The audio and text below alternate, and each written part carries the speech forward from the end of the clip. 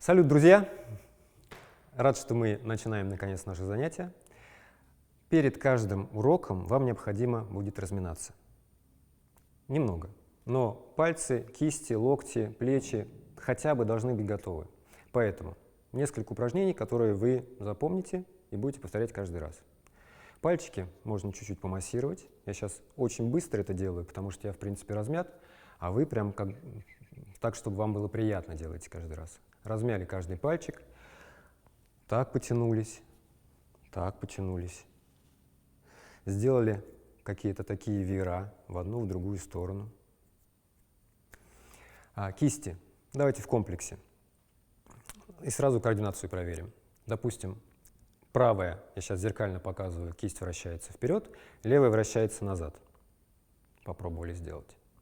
Немножко так покрутили. Потом подключили сюда от локтя вращение. Посмотрите, одна рука идет из центра вниз, другая наверх. Локти на одной высоте с плечами. Локти подготовим. И плечи подготовим мы следующим движением. Посмотрите, во фронтальной плоскости вращения. То есть вот, как будто бы доска перед вами. Не знаю, сможете вы повторить или нет, но попробуйте. Таким образом плечи. Можно еще вот так плечи подготовить. В одну сторону или в другую сторону. То есть из верхнего положения правая рука идет вперед или левая вперед, а правая назад. То есть неважно. Одна рука вперед, другая назад. Плечи. Итак, кисти. Теперь я в другую сторону делаю. От локтя. И таким образом плечи. И заодно туловище повороты. Или так. В одну и в другую сторону. Некоторое время обязательно надо размяться перед началом занятия. Далее пойдем с вами работать с предметом. Берем мячик. Вы могли подготовить яблоко, апельсин, картошку. Не обязательно, чтобы это был прям шарообразный предмет сейчас. Еще можно просто носок набить какой-нибудь крупой, завязать, тоже подойдет. Даже удобнее будет, потому что он не будет так кататься, будет прилипать к полу, когда падает. Вам будет удобно его поднимать. Итак, прежде всего надо научиться ловить предмет. В дальнейшем жонглировании вы будете думать о векторе броска. Но чтобы вы уже не думали о том, как улавливать, надо себя приучить это делать.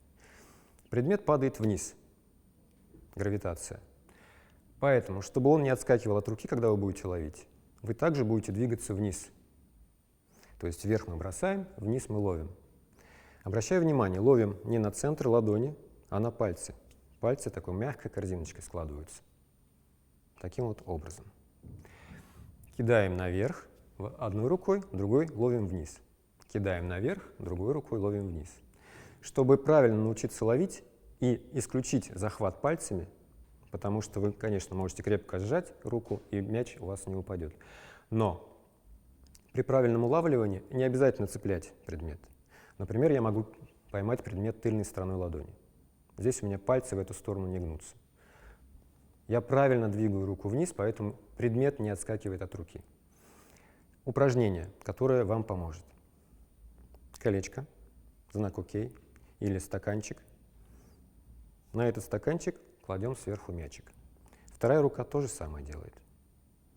Бросаем с одной руки на другую, и этим стаканчиком будем ловить. То есть бросили, прикоснулись, и движением вниз остановились вместе с мячиком.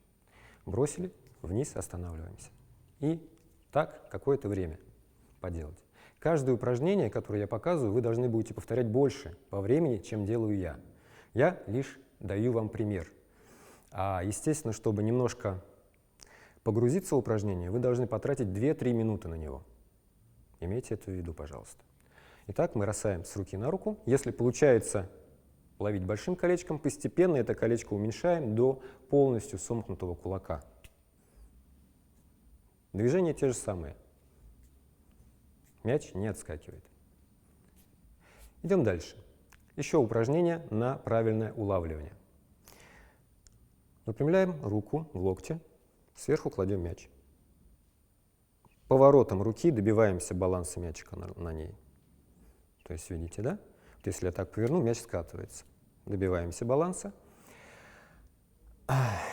И попробуем удержать этот балансируемый мяч какое-то время, двигаясь. То есть вы можете приседать, можете поворачиваться в одну-другую сторону. То есть не снимая внимания с мячика. Это очень важно. Вы должны понимать, где находятся ваши конечности. Вы можете вот так в сторону руку увести и попробовать подержать какое-то время мяч на руке. То есть вы должны настроить внимание, послать именно в ту точку вашего тела, которой вы сейчас работаете. На одной руке поработали, побалансировали.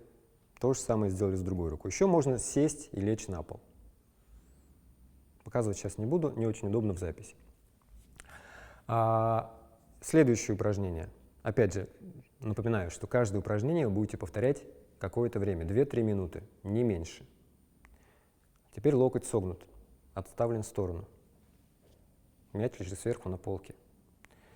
Этой полочкой мы попробуем ловить мяч. То есть одной рукой вы бросаете, другой прикасаетесь к мячику, который падает сверху, и двигаетесь вместе с ним вниз, останавливаетесь одновременно. Сбрасываем в ту же самую ладошку. Другую руку согнули в локте, локоть смотрит в сторону. Если будет смотреть вперед, мяч будет проваливаться вот сюда, в эту дырку. Локоть в сторону, пожалуйста.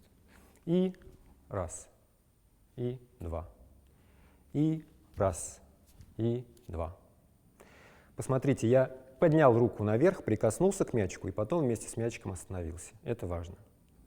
И сбрасываю ладошку. Такое упражнение на улавливание. Давайте пойдем дальше.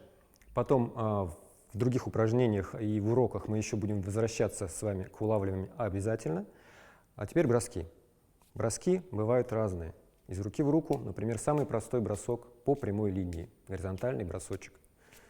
Можем сразу его называть единичкой, привыкать. Ловим опять не центром ладони, а пальцами. И провожаем летящий в сторону мяч какое-то время и вместе с ним останавливаемся. Самый простой бросок, который есть в жонглировании.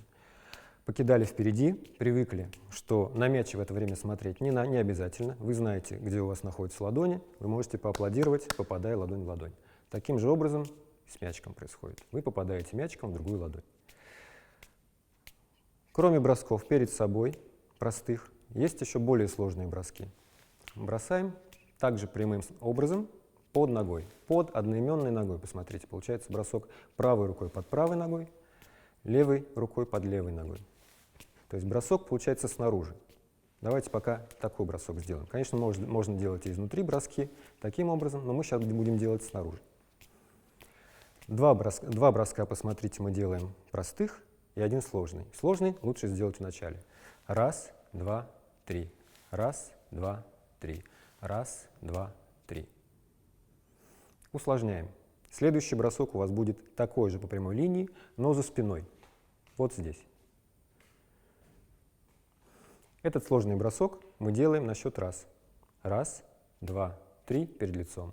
Другой рукой за спиной. Раз, два, три. Как видите, руки меняются первые все время. И тем самым мы еще привыкаем сохранять ритм.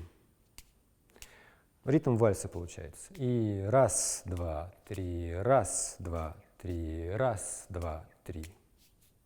Итак, у нас был с вами бросок под ногой 2-3 и за спиной 2-3. Добавим еще один сложный бросок, еще более сложный, чем два предыдущих. Бросок за головой. Вот здесь. На счет раз. Раз, два, три. Раз, два, три. Раз, два, три. 3 минуты поработали над каждым из этих бросков. Сложным. Обычный сначала, потом под ногой на счет раз, потом на счет раз за головой. И попытаемся теперь объединить все эти 3 броска в одну связочку. Например, я начинаю с правой руки. Каждый раз у меня руки будут меняться на первый бросок. Обратите внимание. Если вы будете правильно делать по счету, то все будет получаться. Итак, первый бросок у нас с вами под ногой. Раз, два, три.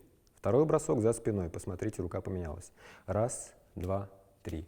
Третий бросок за головой. Опять рука поменялась. Раз, два, три. И теперь посмотрите, следующая серия у нас начинается снова с другой руки. То есть раз, два, три. Раз, два, три. Раз, два, три. Нога, два, три. Спина, два, три. Голова, два, три. Надо добиться повторениями, чтобы у вас получалось.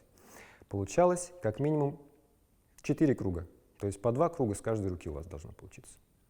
Друзья, вы познакомились с броском единичка из руки в руку. Мы делали с вами его по определенной схеме. Под ногой, за спиной, за головой. Итак, домашнее задание. Запишите на видео, как вы это делаете, и я вам расскажу про ваши ошибки или похвалю. До встречи!